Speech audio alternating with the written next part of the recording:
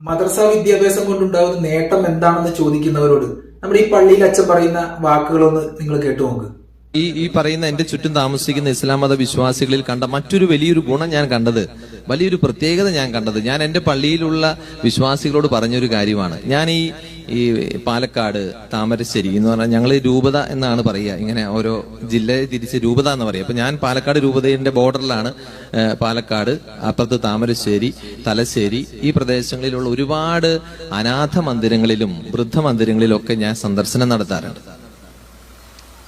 ഇന്ന് വരെ ഒരു അനാഥ മന്ദിരത്തിലോ വൃദ്ധ മന്ദിരത്തിലോ ഒരു ഇസ്ലാം മത വിശ്വാസിയെ ഞാൻ കണ്ടിട്ടില്ല.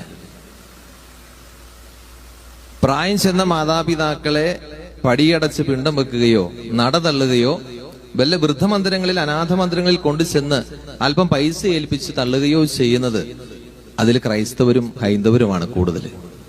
ഒരൊറ്റ ഇസ്ലാം മത വിശ്വാസിയെ, പ്രായം ചെന്ന ഒരു ഉമ്മയെ ബാപ്പയെ ഞാൻ ഇന്നു വരെ ഒരു അനാഥ മന്ദിരത്തിലോ വൃദ്ധമന്ദിരത്തിലോ കണ്ടിട്ടില്ല. അത് വലിയൊരു പ്രത്യേകതയായിട്ട് ഞാൻ വളരെ അത്ഭുതത്തോടു കൂടെ കാണുന്ന ഒരു കാര്യമാണ്. ഇതാണ് വിവരമുള്ളവനും വിവരമില്ലാത്തവനും തമ്മിലുള്ള വ്യത്യാസം. ചിന്തിക്കാനും മനസ്സിലാക്കാനും കഴിവുള്ള ഇതുപോലുള്ള ഒരുപാട് അച്ഛന്മാര് നമ്മുടെ കൊച്ചു കേരളത്തിലുണ്ട്. അതുപോലെ ചിന്തിക്കാൻ യാതൊരുവിധ കഴിവുമില്ലാത്ത, വാ തുറന്നാൽ വിഷം മാത്രം ചീറ്റിവിടുന്ന, വർഗീയപരമായി ചിന്തിക്കുന്ന ഒരുപാട് അച്ഛന്മാരും നമ്മുടെ കൊച്ചു കേരളത്തിലുണ്ട്.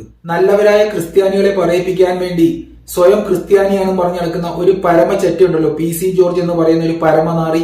അവനെയും കൂടി ഇത് ഒന്ന് കേൾപ്പിച്ചു കൊടുക്കണം. അവനും കൂടി കേൾക്കട്ടെ മദ്രസ പഠനം കൊണ്ടുണ്ടാവുന്ന നേട്ടങ്ങൾ എന്താണെന്ന്. അച്ഛൻ പറഞ്ഞ എല്ലാ കാര്യങ്ങളും വളരെ കറക്റ്റാണ്. പക്ഷെ അതിലൊരു വിയോജിപ്പ് എനിക്കുണ്ട്. അച്ഛൻ പറഞ്ഞു എല്ലാ വൃദ്ധസദനങ്ങളിലും ഹൈന്ദവരും ക്രൈസ്തവരുമായിട്ടുള്ള അവരുടെ മാതാപിതാക്കളെ കിടക്കുന്ന മുസ്ലിം സമുദായത്തിൻ്റെത് ഇല്ല എന്ന്. അത് തെറ്റാണ്. കാരണം മുസ്ലിം സമുദായത്തിന്റെ ഇല്ല എന്ന് പറയാൻ പറ്റത്തില്ല. മുസ്ലിം സമുദായത്തിൽ പെട്ടവരുടെയും മാതാപിതാക്കൾ പല വൃദ്ധസദനങ്ങളിലും ഉണ്ട്. പക്ഷേ വളരെ വളരെ വളരെ കുറവാണെന്ന് മാത്രം. അത് മദ്രസ പഠനത്തിന്റെ ഗുണമാണ്. കാരണം മദ്രസ പഠനം കൊണ്ട് ഉദ്ദേശിക്കുന്നത് മാതാപിതാക്കളോട് എങ്ങനെ പെരുമാറണം, മക്കൾ മാതാപിതാക്കളോട് എങ്ങനെ പെരുമാറണം, മാതാപിതാക്കൾ മക്കളോട് എങ്ങനെ പെരുമാറണം എന്നാണ് മദ്രസ പഠിപ്പിക്കുന്നത്.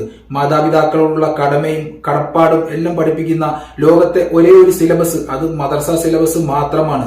വേറെ ഒരു സിലബസിലും മാതാപിതാക്കളോടുള്ള കടമയും മക്കളോടുള്ള കടമയും മാതാപിതാക്കളുടെ മുമ്പിൽ വെച്ച് ഛേ എന്ന് പോലും പറയാൻ പാടില്ല, മാതാപിതാക്കളുടെ മുമ്പിൽ വെച്ച് ഉച്ചത്തിൽ സംസാരിക്കാൻ പാടില്ല എന്നൊന്നും ലോകത്ത് ഒരു സിലബസിലും പഠിപ്പിക്കുന്നില്ല. അത് മദ്രസ സിലബസിൽ മാത്രമേ പഠിപ്പിക്കുള്ളൂ. പിന്നെ വർഗീയ വിഷം ചീറ്റി നടക്കുന്ന കുറെ വാണങ്ങളുണ്ട്. അവരിങ്ങനെ പുലമ്പിക്കൊണ്ടിരിക്കും. അതിനൊന്നും നമ്മൾ വാക്ക് കൊടുക്കേണ്ട കാര്യമില്ല. മദ്രസ പഠനം എന്താണെന്നും മദ്രസ പഠനം കൊണ്ടുള്ള നേട്ടങ്ങൾ എന്താണെന്നും താങ്കളെ പോലുള്ള വിവരമുള്ളവർ മനസ്സിലാക്കുന്നതിൽ വളരെയധികം സന്തോഷമുണ്ട്.